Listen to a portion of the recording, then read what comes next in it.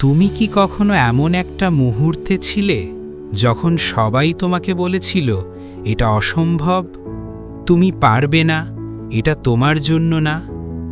কিন্তু মনে রেখো, ইতিহাসের সব অসম্ভব কাজগুলো শুরু হয়েছিল একটা শব্দ দিয়ে, বিশ্বাস। আজকের গল্পটা এক ছেলের, যে নিজের সীমা ভাঙতে গিয়েছিল, যে শিখিয়েছিল অসম্ভব কিছুই নেই। সে গ্রামের এক ছেলে, নাম রাহুল। বাবা দিনমজুর, মা গৃহিণী। দুমুঠো খাবারের চিন্তা প্রতিদিনের মতোই ছিল তাদের ঘরে, কিন্তু রাহুলের চোখে স্বপ্ন ছিল, আকাশ ছোঁয়ার স্বপ্ন। তার বই ছিল পুরনো, কিন্তু মন ছিল অটল। স্কুলে সবাই হাসত, বলতো, এই ছেলে কি করবে জীবনে, ও তো বই কিনতেও পারে না। কিন্তু রাহুল নিজের মনে বলতো, আমি পারব, আমি করব। প্রতিদিন সকাল 5টায় উঠে পড়াশোনা করত সে। দিনে কাজ করত চায়ের দোকানে, রাতে স্বপ্ন দেখত বড় হবার। একদিন সে শহরে চলে গেল কলেজে ভর্তি হতে, কিন্তু ভর্তি ফি দেওয়ারও টাকা ছিল না। দরজার বাইরে বসে সে কেঁদেছিল, তবু হাল ছাড়েনি।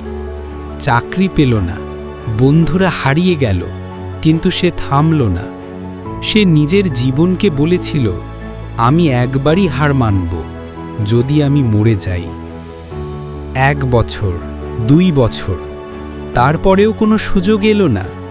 মানুষ হাসল, বলল, তুই হার মান। কিন্তু সে শুধু বলল, অসম্ভব। এই শব্দটা আমার অভিধানে নেই।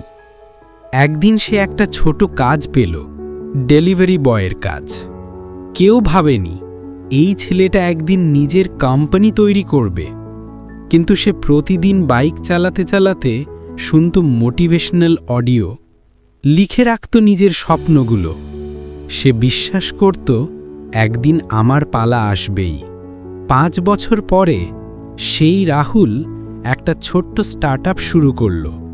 শুরুতে কেউ সাহায্য করেনি, কিন্তু এখন সবাই তার পাশে দাঁড়িয়ে ছবি তোলে। কেন? কারণ সে হার মানেনি। তার স্টার্টআপ এখন লাখো মানুষের জীবনে পরিবর্তন এনেছে। সে প্রমাণ করেছে, যদি তুমি নিজের উপর বিশ্বাস রাখো, তাহলে পৃথিবীও তোমার পাশে দাঁড়ায়। বন্ধুরা, আজ তুমি যেখানে আছো সেটা তোমার গল্পের শেষ নয়। তুমি হয়তো এখন হেরে যাচ্ছ, কিন্তু এই পরাজয় তোমার শক্তি।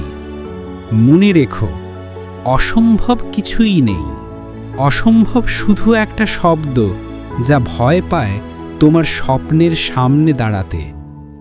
লিমিট ব্রেক চ্যানেল থেকে আমরা তোমাকে একটা কথাই বলবো, জীবন যদি তোমাকে নিচে ফেলে দেয়, তুমি উঠে দাঁড়াও আর বলো, এটাই আমার সময়।